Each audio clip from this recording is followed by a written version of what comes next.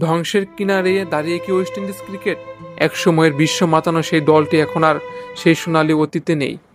সোনালী অতীত ফেলে লজ্জার হারে তারা ভরাডুবি খাচ্ছে। এক সময় ক্রিকেট বিশ্বকে শাসন করা ওয়েস্ট ইন্ডিজ দলের করুণ অধঃপতন এখন বিশ্ব ক্রিকেটের এক দুঃখজনক গল্প। ক্লাইভ লয়েড, বিবি রিচার্ড, গর্ডন গ্রিনিজ এবং ভয়ঙ্কর ফাস্ট বোলারদের সেই সোনালী অতীত এখন কেবলই ইতিহাস। দুইবারের ওয়ানডে বিশ্বকাপ ও দুইবারের টি-20 বিশ্বকাপ জয়ী এই দলটি এখন এমন এক অন্ধকারের মধ্যে দিয়ে যাচ্ছে যেখানে নেপালের মতো সহযোগী দেশের কাছে সিরিজ হার এবং ভারতের কাছে লজ্জাজনক টেস্ট পরাজয়। এগুলোই যেন নতুন স্বাভাবিকতা।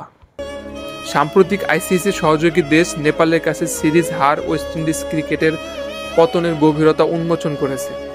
যে দলগুলো একসময় ক্যারিবিয়ানদের কাছে ছিল সহজ প্রতিপক্ষ, তারা এখন অনায়াসে পরাভূত করছে। তার ফলাফল স্পষ্ট করিয়ে দেখিয়ে দিচ্ছে যে কেবল শীর্ষ দেশগুলোর সাথে নয়, ক্রিকেট ভিত্তিগত কাঠামোতেই ওয়েস্ট ইন্ডিজের দুর্বল প্রকট।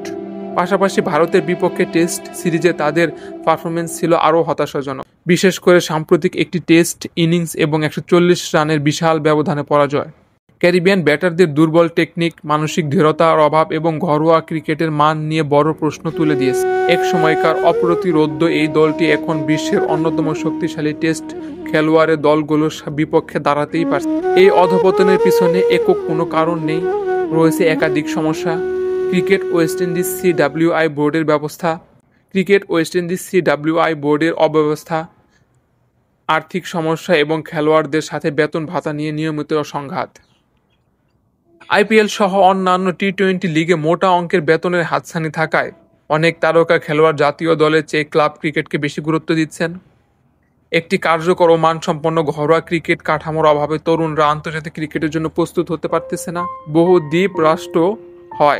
দ্বীপ রাষ্ট্র হয় এবং বোর্ডের অব্যবস্থাপনার কারণে অনেক খেলোয়াড়দের মধ্যে দেশের প্রতি সেই আবেগের অভাব লক্ষ্য করা যাচ্ছে। কিংবদন্তিরাও বারবার তাদের দলের এই অবস্থা দেখে আক্ষেপ প্রকাশ করেছেন। সাবেক অধিনায়ক শাইন হোপ এই ব্যর্থতার জন্য খেলোয়াড়দের মানসিকতা এবং ধারাবাহিকতার অভাবকে দায়ী করেছেন।